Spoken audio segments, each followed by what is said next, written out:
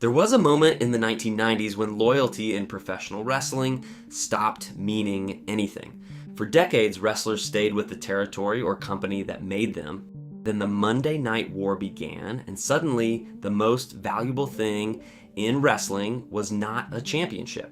It was a signature. One by one, the biggest stars jumped sides, and some threw championships in the trash. Some declared war on live television, others were double-crossed on the way out and carried the bitterness for years. But almost all of them eventually came back. The same wrestlers who took the money, burned bridges, and helped the competition nearly destroy their former company somehow found their way home. Some returned as broken men, others came back as conquering heroes. In this video, we are counting down the wrestlers who jumped ship during the Monday Night War and later returned, the trash cans, lawsuits, injuries, firings, screw jobs, and shocking reconciliations. That's because in the Monday Night War, nobody ever truly left. They just took a detour. But before we get to the men who came home, you have to understand exactly what jumping ship meant. Because in any other era, it would have been unthinkable. For most of wrestling history, there was really only one national game in town, and that was the operation run by the McMahon family out of the Northeast. If you wanted to be a star, that was where you went. But in 1988, a media mogul named Ted Turner bought a struggling Southern promotion, renamed it World Championship Wrestling, and folded it into his television empire. For years, it lumbered along as a distant second. And then Turner made a phone call that changed everything. He hired a young executive named Eric Bischoff and gave him a blank check and a simple instruction. Beat the competition, whatever it takes. What it took was money, enormous, guaranteed, no questions asked money. Bischoff went straight after the biggest names on the other side and offered them contracts that the McMahon operation, still running on the old territory logic of downside guarantees and per appearance pay, simply could not match. Guaranteed millions, reduced schedules, creative freedom. It was an offer that turned decades of loyalty into a punchline overnight. Think about what that actually meant for a wrestler in that era. In the old world, you got paid based on how the show did. If the arena was full, you ate well. If it was empty, you did not. You worked hundreds of dates a year, grinding your body into dust, driving through the night from one town to the next with no guarantee that any of it would still be there next month. And then Turner's checkbook arrived and rewrote the entire equation. Suddenly, a man could sign a piece of paper that promised him a fixed fortune, whether he wrestled 200 nights a year or 20, whether the buildings were packed or half empty. It was security in an industry that had never offered any, and for a lot of these men, most of whom had families and broken bodies and a very short window to earn, it was simply too much to turn down. Loyalty is a beautiful thing right up until someone offers you generational wealth to walk across the street. And so they walked. The first crack came in 1994 when the biggest star on the planet crossed over. Then the roster started hemorrhaging. A former world champion here, a beloved fan favorite there, the most decorated women's champion in the company. A powerhouse who declared his defection live on the very first Nitro without warning anyone. Every week seemed to bring another familiar face turning up on the wrong channel, and every one of those faces was a billboard advertising the same brutal message. The other guys are winning, and here's the proof. And in September of 1995, Bischoff launched a Monday night program called Nitro to go head-to-head live against his rival's flagship show. The Monday Night War had officially begun. For 83 consecutive weeks, Nitro would beat Raw in the ratings, and the fuel that powered that winning streak was defection. Star after star after star poached from the enemy and paraded on live television as proof that the balance of power had shifted. To jump ship in that era was to commit a very public act of treason, and these are the traitors who eventually came home. Let's start with the cleanest round trip of them all. A man who left, conquered, got fired by fax machine, and came back better than ever, all before the war was even over. Sean Waltman was never supposed to be a star. He was small, undersized in an industry that worshipped giants, and when he first turned up in the McMahon Company in 1993, he was there to lose. He was a body for the bigger men to beat. And then one night on live television, in a match nobody expected to matter, he pinned Razor Ramon clean in the middle of the ring. It was supposed to be a fluke, a one-off upset. Instead, it turned him into a folk hero overnight. They called him the 1-2-3 Kid after the count that shocked the world, and the crowd fell in love with the little guy who could beat anyone on any given night. But Waltman had a problem, or rather an advantage, depending on how you looked at it. He was part of the Clique. That was the nickname for the tight backstage group of friends that included Shawn Michaels, the man who was then known as Diesel, the man who was then known as Razor Ramon, and a young Triple H. They were the most powerful clique in the locker room, quietly steering the direction of the entire company through their friendships and their influence over the boss, and in 1996, that power got cut in half. The way it ended has become one of the most famous backstage moments in wrestling history. On the 19th of May, 1996, at a house show inside Madison Square Garden, the two departing members worked their final matches before heading to WCW. And after the main event in front of a live crowd, all four members of the Clique who were present broke every rule the business had.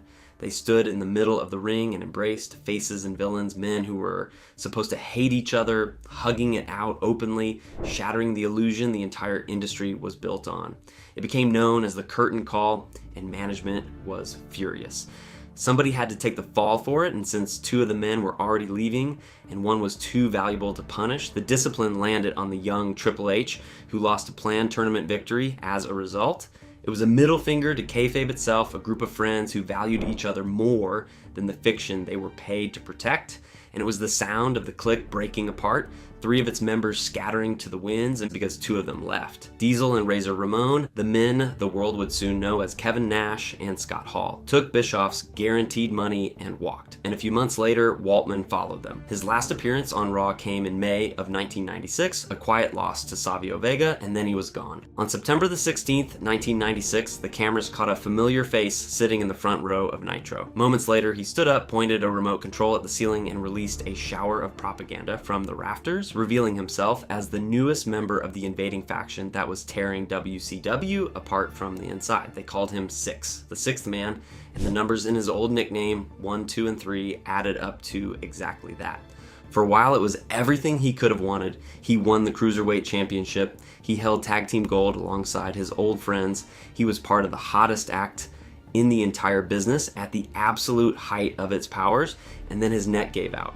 A serious injury shelved him in late 1997, and while he was sitting at home rehabbing, recovering, doing exactly what an injured employee is supposed to do, the phone did not ring with a get well message. Instead, according to Waltman himself, a FedEx envelope arrived. Inside was notice that his WCW contract had been terminated. He had been fired by Overnight Courier while he was hurt. He always believed it was a power play, a shot fired at his powerful friends Nash and Hall, using him as the target. If Bischoff meant it as a message, it backfired spectacularly, because the moment Waltman was healthy, he went straight back home. On the 30th of March, 1998, at the absolute peak of the Attitude Era, he walked out on Raw and joined the reborn D-Generation X alongside Triple H and the New Age Outlaws. They called him X-Pac now, same wiry frame, same attitude, but meaner, louder, and carrying a truckload of resentment. He got on the microphone and told the world that Nash and Hall were being held hostage down south. A not-so-subtle shot at the company that had just discarded him. The crowd ate it up. He had jumped ship, made history on the other side, been humiliated on his way out, and come back stronger than when he left, and he did it all before the war was even decided. But Waltman was the young man on the way up. The next man to make the same trip was a proud veteran who had already been perfect once and was about to learn that nothing ever stays that way. Curt Hennig was one of the finest technical wrestlers who ever lived, and he had a gimmick built entirely around that fact. They called him Mr. Perfect, and for a stretch of the late 1980s and early 1990s, he was exactly that. He would sink half-court basketball shots and throw touchdown passes to himself in vignettes designed to prove that everything he touched turned to gold. In the ring, he was a genius, capable of making anyone look like $1 million, and his matches against the top stars of the era are still studied as clinics in how the business is supposed to be worked. but his body betrayed him. A back injury forced him out of full-time competition, and for a few years he drifted, working as a color commentator, managing a young Triple H, teasing comebacks that never quite materialized. There was even a period where the company kept telling their insurers that he was not going to wrestle, which kept the insurance money flowing right up until the moment they told those same insurers he might compete again, which cut the payments off. Hennig, by several accounts, left in disgust over how that whole situation was handled. He disappeared from McMahon Television shortly before the end of 1996 and was not seen there again for years. The reason was simple. He had taken Bischoff's money like so many others before him. He signed with WCW in 1997, though he could no longer use the Mr. Perfect name since that particular piece of gold belonged to his old employer. And he made an immediate impact. At Bash at the Beach in the summer of 1997, he appeared as the mystery partner of Diamond Dallas Page. Then came the moment that defined his WCW run. At Fall Brawl, inside the brutal structure of War Games, he turned on Ric Flair and the Four Horsemen, betraying the most storied faction in the company to align himself with the Invaders. He joined the Black and White. He won the United States Championship. For a proud veteran whose knees and back were failing him, it was a genuine second act. But the years piled up, the injuries piled up faster, and by 2000, his WCW run had quietly wound down. He bounced around the independent scene in short-lived upstart promotions, wrestling anyone who would book him, including a memorable run against Hulk Hogan in a federation that barely lasted a cup of coffee. And then in early 2002, the door he had walked out of years earlier opened one more time. He came home for the Royal Rumble. Entering at number 25, the veteran reminded everyone in the building exactly why he had once been called perfect. He lasted deep into the match, all the way down to the final 3 men trading counters and near eliminations, with a poise that belied how long he had been away. It was a warm, nostalgic homecoming for a man the fans had genuinely missed. He had jumped ship, reinvented himself in the enemy's ranks, and returned to a hero's welcome. Tragically, it would be one of his last significant appearances anywhere, as he passed away far too young the following year. But for one night at the Rumble, Mr. Perfect was home. Waltman and Hennig each made the trip once. Our next man treated the border between the two companies like a revolving door, crossing it so many times that even he sometimes struggled to keep the timeline straight, and on his final crossing, he allegedly walked away with a briefcase full of the boss's money. Jeff Jarrett always believed he should be a bigger star than the people in charge were willing to make him. It was the defining feature of his entire career, a bottomless confidence that the top of the card was his by right, and a willingness to walk out the door the moment anyone suggested otherwise. He first made his name in the McMahon Company in the early 1990s, a strutting, arrogant country singer character who was better in the ring than his gimmick ever let on. He won championships, he drew heat, but he wanted more, and he did not feel he was getting it. So in 1996, he left for WCW. It was the classic move of the era, chasing one of Bischoff's guaranteed deals, and down south, he did well for himself, defeating Chris Benoit and earning a coveted spot in the Four Horsemen, wrestling for championships, standing shoulder to shoulder with legends. But it was crowded at the top in WCW, packed with established main event names, and Jarrett once again found himself convinced that his ceiling was too low. So in October of 1997, with his contract expired, he did something that made almost no sense at the time. He went back. Remember, this was the height of the war, and WCW was winning. Jumping from the company that was beating the competition back to the company that was losing looked on paper like career suicide. But Jarrett had a plan. He returned to Raw and cut a scathing worked promo that tore into both bosses, both Bischoff and McMahon, positioning himself as a man bigger than either company. And the second run worked. He won the Intercontinental Championship. He won Tag Team Gold with Owen Hart. He briefly held the Intercontinental and European titles at the same time. For the first time in his career, he genuinely felt like a big deal. But nothing lasts, and by the autumn of 1999, the itch was back. His contract was expiring. His closest ally in the writing department, Vince Russo, was already defecting to WCW, and Jarrett had every intention of following him. There was just one problem. His contract ran out the night before a pay-per-view where he was scheduled to drop his championship to Chyna in a match designed to make history as the first time a woman won that particular title. He was technically a free agent booked to work a show. He was no longer under contract to work. Jarrett has described that stretch of his life as genuinely surreal. He had a one-way plane ticket to one city purchased by his soon-to-be former employer, and a second ticket waiting to take him from there to a completely different city purchased by the company he was about to join.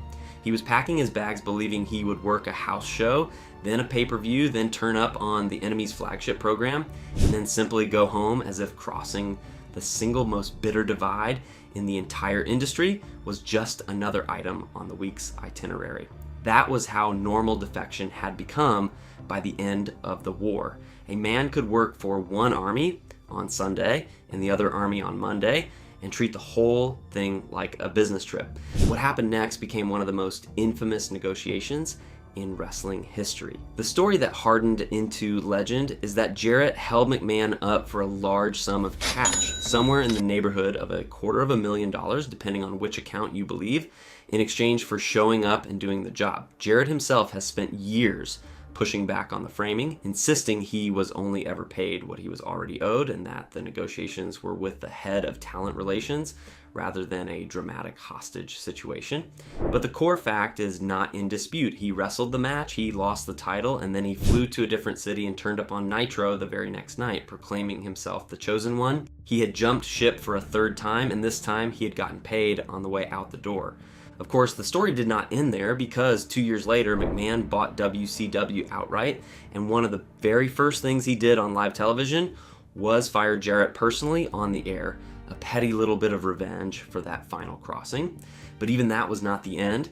Jarrett went off and built his own empire, a company that would rival the McMahon operation for the better part of a decade, and eventually, years later, he came home for good, taking a role backstage and earning a spot in the Hall of Fame.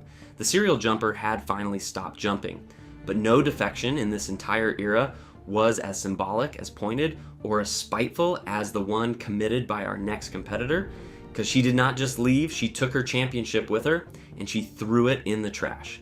Deborah Michelli had spent more than a decade becoming one of the most accomplished women in the entire sport. She had been a star in Japan, a genuine celebrity in a country that took women's wrestling seriously in a way America simply did not at the time. And when the McMahon Company decided to revive its long-dormant women's division in the early 1990s, she was the woman they brought in to carry it. They called her Alundra Blaze, and for 2 years, she was a 3-time champion, feuding with imported Japanese stars in matches that were quietly some of the best work happening anywhere on the show. But the company did not care about the women's division. Not really. It was an afterthought, a low priority in lean financial times, and in the closing weeks of 1995, they let her go as a cost-cutting measure. The problem, from their point of view, was that they let her go while she was still the reigning champion, and she still had the belt. Bischoff, ever the opportunist, saw a chance. According to Blaze herself, he called her within a single day of her release and asked if she wanted to come to WCW. She said yes. And then, when she raised the idea of making a statement on her way in, he gave her the green light for one of the most shocking segments of the entire war. He even made sure she got the physical belt back so she could do it. On the 18th of December 1995, on Live Nitro, she strode out and interrupted the commentary team, reintroducing herself by her old name, Medusa. She was holding the championship. She talked about it for a moment, and then, in front of a live national audience, she dropped the reigning women's championship of the rival company straight into a garbage can. The manager sitting at the desk looked genuinely stunned. The man who had orchestrated the whole thing could barely contain his grin. It was a declaration of war made out of steel and leather, a message that WCW was now powerful enough to insult its rival to its face and suffer no consequences at all. What made the moment so devastating was not just the act itself, but everything it represented. This was a physical championship, a piece of property that belonged to the rival company, being desecrated on live national television by the woman who had been carrying it. It was not a storyline betrayal within one company's fiction. It reached across the divide and spat directly in the face of the enemy. For the men running WCW, it was a coup, undeniable proof that they could now do whatever they wanted without fear. For the men on the other side, it was a humiliation they would carry for a very long time. There were consequences though, not legal ones, not really, but personal ones that would last for the better part of 2 decades because the McMahon company does not forget. They especially do not forget public humiliation. And so when Medusa's active career wound down and she moved on to a successful second, life driving monster trucks, she found herself frozen out entirely, blacklisted, erased. For nearly 20 years, she was a non-person in the eyes of the company that had made her a mainstream name. The trash can had made her infamous. And infamy, it turned out, came with a very long sentence. And then in 2015, the impossible happened. They forgave her. She was announced as part of that year's Hall of Fame class, welcomed back into the fold on the eve of the biggest show of the year. And when she took the stage to give her induction speech, she did something that turned the whole story on its head. She produced the very same championship belt she had thrown away 20 years earlier. She held it up in front of the crowd, and she called it a good-looking women's wrestling belt, leaning hard on that one word, wrestling, at the exact moment the company was finally, belatedly, beginning to take its women seriously as athletes. The act of disrespect had come full circle and transformed into a statement of pride. She had jumped ship, insulted them in the most humiliating way imaginable, spent 20 years in exile, and come home to a standing ovation. But if her betrayal was the most symbolic of the war, our next man suffered the betrayal that has never to this day been surpassed. He did not choose to leave the way the others did. He was pushed out the door, and on his way through it, they picked his pocket in front of the entire world. For 14 years, one man was the very definition of loyalty in professional wrestling.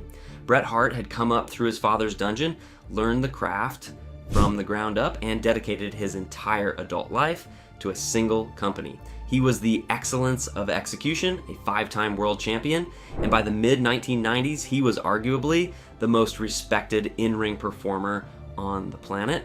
When Bischoff came calling with the same guaranteed money that had lured away so many others, Hart was tempted, but he stayed. In the autumn of 1996, he found himself at the center of the biggest bidding war the industry had ever seen, sitting in a hotel room, weighing an enormous offer from WCW against the pull of the only company he had ever really known. WCW was offering him a fortune and a lighter schedule, the same deal that had already peeled away half the roster, and in the end, he turned it down. He signed an extraordinary long-term deal to stay, a contract reported to run for something like 2 decades, a commitment so enormous it was practically a marriage. He chose loyalty over money at the exact moment loyalty had gone out of fashion. He was going to be a company man for life, and then the money got tight and the boss changed his mind. Faced with a contract he no longer wanted to pay, McMahon told Hart, the man who had turned down the enemy to stay, that he should probably go take the enemy's money after all. It was a gutting reversal. Hart, wounded but professional, agreed to leave. He had only one real request. He did not want to lose his championship to his bitter real-life rival, Shawn Michaels, in his home country of Canada on his way out the door. He was willing to lose it anywhere else, to anyone else in any other fashion, just not that.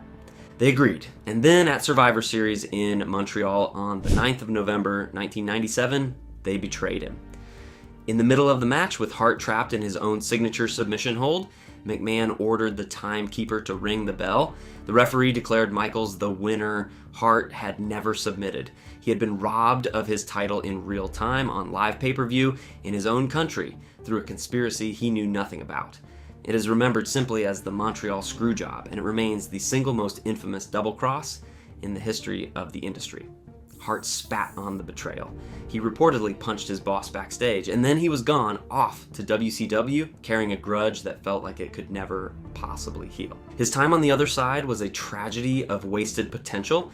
The company that had spent a fortune to sign the best wrestler alive had no idea what to do with him, burying him in bad storylines and backstage politics. And then came the injury that ended it all. A stiff kick to the head from Bill Goldberg gave Hart a concussion, and the complications from that blow forced him to retire in 2000. He left the business bitter, broken, and estranged from the company that had defined his life. For years it seemed like the wound would never close, but time, as it tends to do, softened the edges. A career retrospective DVD in 2005 opened the door. In 2006, they inducted him into the Hall of Fame, and he stood on that stage and thanked the very man who had screwed him, a moment nobody watching in 1997 could ever have imagined. And then, on the 4th of January 2010, more than 12 years after that night in Montreal, Bret Hart walked back onto live television. He came face to face with Shawn Michaels, the man on the other side of the betrayal, and the two of them aired out every grievance in front of the world before shaking hands and embracing in a reconciliation that was entirely real. The hatchet, at long last, was buried. He even got his revenge on the man who ordered the bell. At WrestleMania that year, unable to have a traditional match because his old concussions meant no insurer would clear him, he beat McMahon himself in a no-holds-barred brawl, his family surrounding the ring, the crowd roaring for a catharsis 14 years in the making. The most loyal man in the history of the business had been forced out through the ugliest betrayal imaginable, and he had still somehow found his way home. But there is one more chapter to this story. One final trio of defectors whose return was the most audacious of them all. Because these were not just men who jumped ship, these were the men who built the ship that nearly sank everything. You cannot tell the story of jumping ship without telling the story of the man who made it fashionable. When Hulk Hogan left the McMahon Company, he was not just a wrestler, he was the single biggest star the industry had ever produced. The mustachioed, bandana-wearing icon who had carried professional wrestling into the mainstream in the 1980s and made it a cultural phenomenon. He was the franchise. And in 1993, after one final run, he walked away from the company he had built into an empire. This was the man who had headlined the very first WrestleMania, who had body slammed a giant in front of a record crowd, who had spent a decade telling children to say their prayers and eat their vitamins. He was not a wrestler so much as an institution, the face that non-fans pictured when they pictured the entire sport. To imagine him in any other company was, for a long time, simply impossible. For a while after leaving, he floated, dabbling in movies and television, seemingly done with the ring, and then in 1994, Bischoff landed the biggest fish of them all. He brought Hogan to WCW, the most recognizable name in the sport, now wearing the enemy's colors, headlining the enemy's shows. He debuted that summer and beat Ric Flair for the WCW Championship in front of a crowd that could hardly believe what it was seeing, the two biggest icons of the 1980s finally colliding under a different banner. It was the defection that made the whole war possible, the proof of concept that a big enough star could simply be bought away from the Northeast. Every jump that came after, from Hall and Nash to all the rest, existed in the shadow of Hogan's departure. He had shown that no name was too big to move, no loyalty too deep to buy. He had opened the door, and a parade of stars would follow him through it, but it was what he did next that changed everything. Because for 2 years, the same old heroic Hogan character in WCW got stale, and the fans started to turn on him. And so at Bash at the Beach in July of 1996, in a moment that genuinely stunned the wrestling world, he did the unthinkable. He turned heel. He revealed himself as the third man, the mystery partner of the two invaders who had been terrorizing the company, and he founded the New World Order. The All-American hero had become the ultimate villain, and the resulting explosion of interest powered WCW to its historic winning streak. Hogan, in black and white, spray painting his initials on everything in sight, was the biggest thing in the entire industry. He rode that wave for years. But WCW eventually collapsed under the weight of its own excess, and in 2001, the unthinkable happened. The McMahon Company bought its dead rival outright. The war was over, and that should have been the end of Hulk Hogan's relationship with the company he had abandoned nearly a decade earlier. Except it wasn't, because in early 2002, McMahon decided to do something that no one saw coming. He decided to bring the poison home. At the No Way Out pay-per-view in February of 2002, McMahon cut a chilling promo about injecting a lethal poison into his own company to destroy it out of spite so that he would not have to share power with a rival. And then the Poison walked out.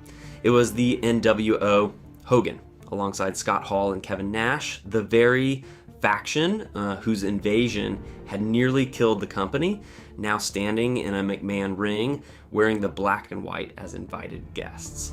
The men who jumped ship had not only come back, they'd come back together as the exact same act that had spent years trying to destroy the place. Hogan's homecoming did not go the way anyone scripted. He was brought in as a villain, positioned to feud with and put over the company's new top star, The Rock. Their match was set for WrestleMania, but something happened on the road to that show. The crowds, seeing their childhood hero back in a McMahon ring for the first time in nearly 10 years, refused to boo him. They cheered, they chanted his name, and at WrestleMania, in front of a raucous crowd that was supposed to be against him, Hogan lost to The Rock in a genuine passing of the torch classic, and then in the aftermath tore off the black and white and turned back into a hero right there in the ring. Hall and Nash attacked him for the betrayal of leaving their group, and the crowd roared for the man they had loved since childhood. The villain's return had accidentally become one of the most beloved comebacks in the company's history. Hogan had left in 1993 as the single biggest star the industry had ever produced, and he came home almost a decade later to an arena full of people chanting his name. But he was not the only man who walked out that year. Another one left in that very same stretch, 1993, with none of the fanfare and none of the guarantees. No roaring crowd waiting for him on the other end of the journey. Just a dependable big man quietly slipping out a side door while the whole world watched the Giants leave. His road home would be longer, stranger, and far quieter than Hogan's, and almost nobody remembers that he was gone at all. Ray Traylor was a former corrections officer from Cobb County, Georgia, and in 1988, the McMahon Company took that real-life job and turned it into one of the most memorable characters of the entire decade. They called him the Big Boss Man. He marched to the ring in a police uniform, swinging a nightstick, dangling a pair of handcuffs, promising hard time to anyone who crossed him.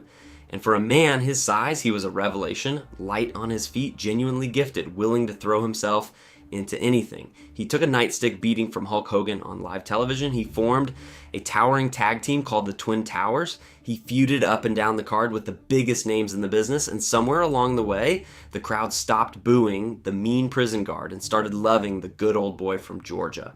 By the early 1990s, he was one of the most reliable and beloved hands on the entire roster. And then, in the spring of 1993, he walked.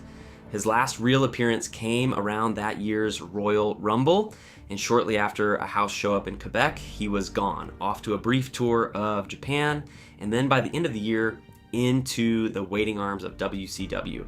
He left early before Nitro had even signed on the air, before the war had a name, one of the first big departures in the talent raid that would soon become a flood. He debuted down south in December of 1993 and pinned Rick Rude clean in his very first match, an instant statement that a real star had crossed over.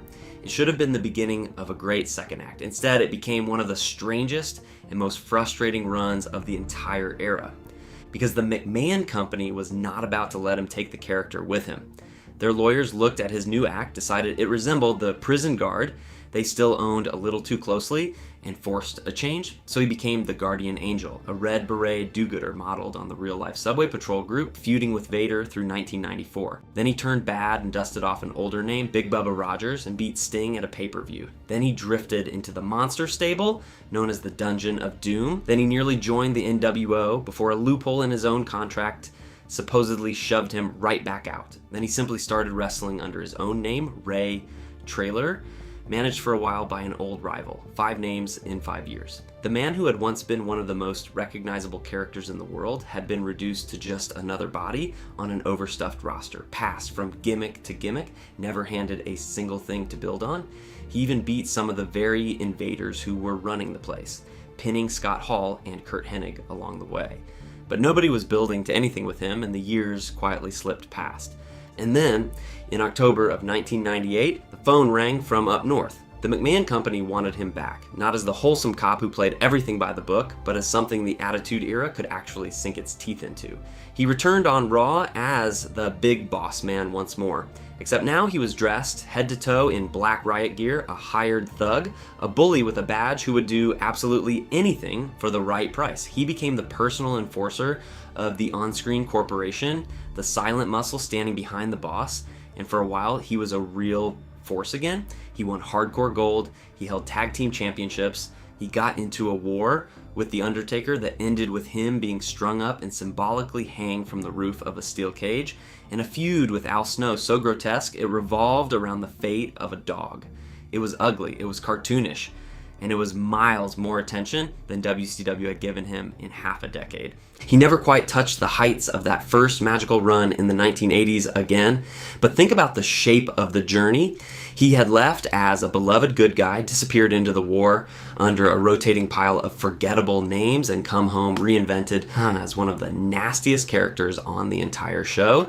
He stayed with the company all the way to 2003, and when he died suddenly the following year, gone far too soon at just 41, the company that had brought him home did not forget him. In 2016, they inducted the Big Boss Man into their Hall of Fame.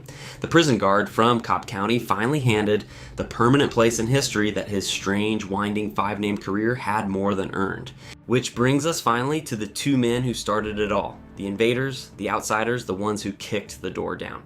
In the spring of 1996, a man appeared in the crowd at Nitro, walked down to the ring in street clothes, grabbed a microphone, and told the audience that they knew who he was, but they did not know why he was there. It was Scott Hall, days removed from being Razor Ramon in the McMahon Company, and he was there to declare war. 2 weeks later, his enormous friend joined him, the man who had been Diesel, now simply Kevin Nash. Together they called themselves the Outsiders, and the storyline they launched, an invasion by two men who seemed to be working for the enemy, blurred the line between fiction and reality in a way wrestling had never dared before. It felt dangerous, it felt real, and it was the spark that lit the entire NWO phenomenon. That realism was the whole point, and it was no accident. When Hall made that first appearance, the instruction he was given was to make it look as unscripted as possible. He was told not to attack anyone, not to trigger the usual sound effects that told the audience an angle was beginning, just to walk out and talk like a man who genuinely did not belong there. And it worked precisely because it did not feel like wrestling. It felt like a hostile takeover in progress, like two men from the other company had wandered onto the wrong set and started making threats. Fans genuinely wondered whether the men in charge had lost control of their own show. Every week, the crowds got bigger and the ratings climbed higher, and the line between the storyline and the actual corporate war being fought over their heads dissolved completely. Hall and Nash were the engine of WCW's dominance. 6-time tag team champions, founding members of the most important faction of the era, the coolest act in a business that suddenly ran on cool. They had taken the McMahon money, walked out the door, and helped build the machine that beat their old employer for the better part of 2 years. Of all the men who jumped ship, they were the ones who did the most damage, the ones whose fingerprints were all over the near death of the company that made them. They jumped, every last one of them jumped, and then, when it mattered most, they came home. If you enjoyed this trip back through the Monday Night War, do us a favor and hit that like button and subscribe for more deep dives into the history, the betrayals, and the comebacks that made professional wrestling the strangest and greatest show on earth. Until next time.